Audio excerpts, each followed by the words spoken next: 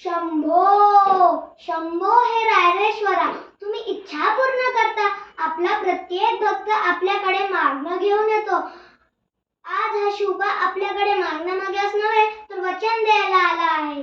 गनिम माजलाय, डोंगर दऱ्या नद्या कड्या कपाऱ्यापर्यंत मुलखांचा कोपरा आणि कोपरा वेदनेने किंचाळतो. या गनिमांच्या उद्यात आपली माणसे मरतायत. या भेकडांनी रक्ताचा घाम करून बनवलेली घरे लुटली. हाताशी आलेल्या पोरांची मुंडकी छाटली. आया बहिणींची अब्रू.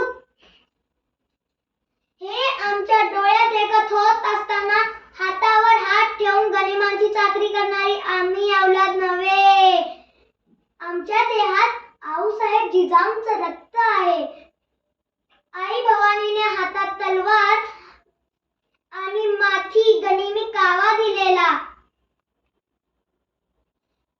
तुमच्यासारखे सवंगडी आम्हास लाभले. याच्यापेक्षा एवढे सारे वैभव असताना या परक्यांच्या जागीरदारीची भीक आम्ही पत्करावी. अरे छे, थुकतो अशा जागीरदारीवर.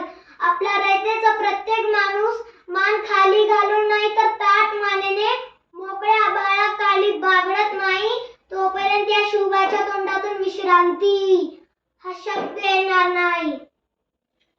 आम्ही शिवाजीराजे, शहाजीराजे, भोसले समस्त देवांना साक्षी मानून या रायरेश्वराच्या चरणी समस्त देवांना साक्षी मानून भूमिपुत्रासमोर शपथ घेतो.